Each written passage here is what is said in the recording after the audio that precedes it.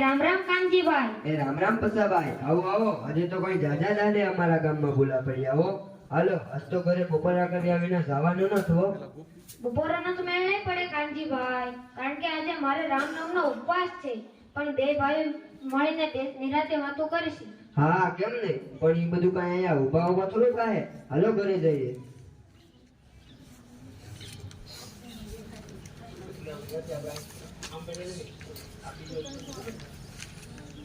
કહું છું મગન, આ તારી બાને કહેજે કે પછા કાકા આવ્યા છે. તે શા મૂકે?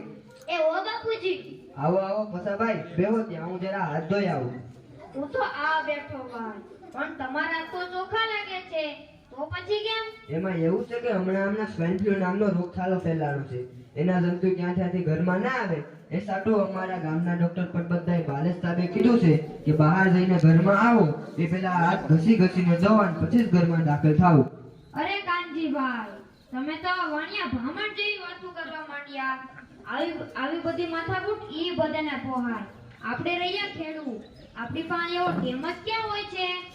એમાં તો એવું છે ને પસાભાઈ કે માંદા પડીએ અને ખાટલો પકડીને બેહવું પડે તો કેમ ટાઈમ કાઢવો પડે? એના કરતા હું એમ કહું કે છઠ્ઠા નર સદા સુખી. ઈ આસુ હો. બીજું હું આવ્યો તે તમારા ઘર પાસે ખાડા જેવું કરતા હતા. ઈ શું હતું? ઈ અમે સોસ ખાડો બનાવતા હતા. સોસ ખાડો? ઈ વળ્યું? આ આપણે ઘરમાં વાસણ ઉટકવામાં કે કપડાં ધોવામાં કે બીજી કોઈ રીતે જે પાણી ઢોળીએ એનો બરાબર નિકાલ થાય એ માટે જે ખાડો બનાવે એને સોસ ખાડો કહેવાય.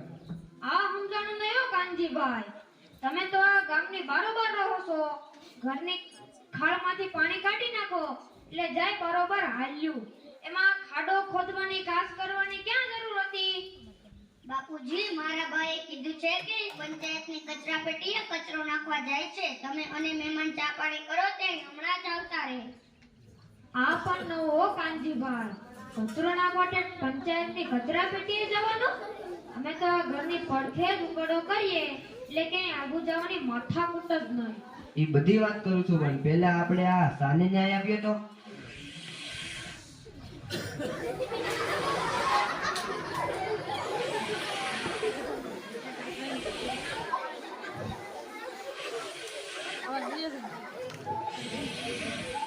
તમે જેવું કહો છો એવું આજથી એકાદ વર્ષ પહેલા અમારા ગામમાં હશે કે આ પડદો પડી ગયો એટલે નાટક પૂરું, એમ ને? ના મારા ભાઈ, આ તો છે ફ્લેશબેકમાં જવાની ટેકનિક.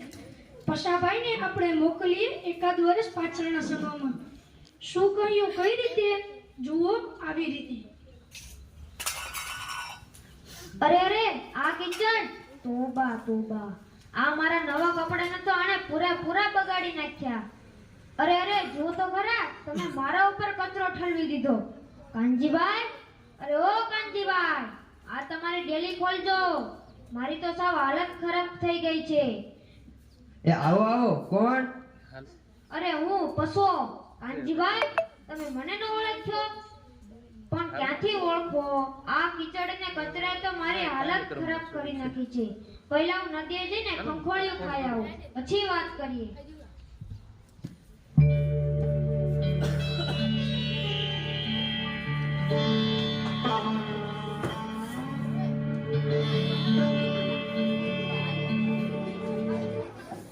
તમને થતું હશે કે જ્યારે પડદો બંધ થાય છે ત્યારે આ ભાઈ ક્યાંથી ટપકી પડતા હશે.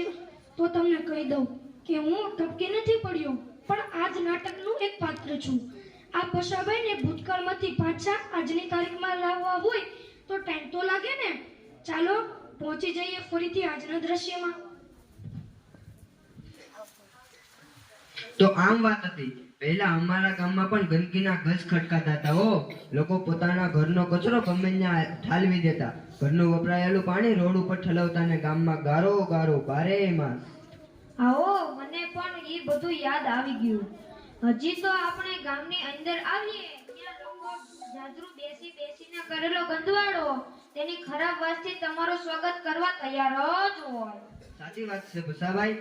ગામના બધા લોકો કુદરતી આદત માટે ગામની બહાર લામદાર અને ખાંડ બાજુના ખુલ્લા વગડાનો ઉપયોગ કરતા. પણ વિચાર તો કરો કે ગામની બહેનો દીકરીઓને આવી રીતે ખુલ્લામાં જવું પડે તે કેટલું ખરાબ કહેવાય.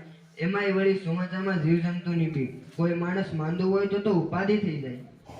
કાં તો અંધારું થાય એની વાટ જોવી પડે, કાં તો શરમ મૂકવી પડે. અમને આ વાત સમજાણી કે અમારા સનોવ ગામની આબરૂ ઘેર ઘેર જાજરૂ થાય એમાં જ છે.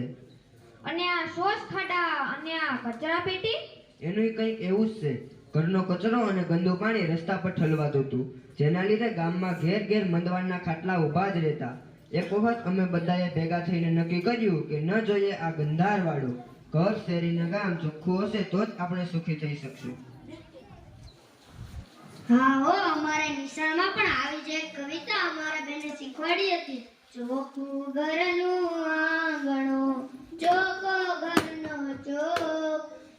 તે બધું આ મેકા બધાને સમજાઈ ગયું? ના હો પસાભાઈ, પણ આમાં તો ટીપે ટીપે સરોવર ભરાય. 5 આંગળીઓ ભેગી થાય તો જ મુઠ્ઠી બને.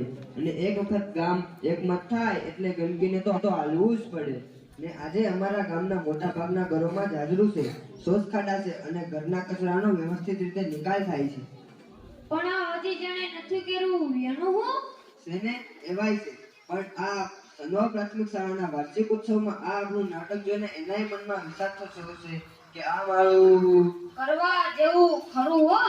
અરે મારા ભાઈઓ અને બહેનો પણ હો, ધર્મના કામમાં ઢીલ ન હોય. સાંભળો, આપણા દેશના વડાપ્રધાન નરેન્દ્રભાઈ મોદી પર રેડિયો ઉપર મન કી બાતમાં 125 करोड़ देशवासी तय करें कि मैं गंदगी नहीं करूंगा, न गंदगी करूंगा, न गंदगी करने दूंगा.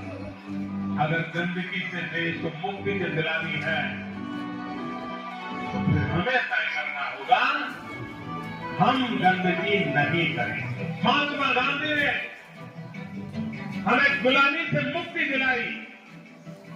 हम भारत माँ को गंदगी से मुक्ति दिलाए. વાત તો મુદ્દાની છે અને અમલમાં મૂકવા જેવી હો. સનવા ગામના સમજુ નાગરિકો, તમે સ્વચ્છ ભારત અભિયાનમાં જોડાશો ને?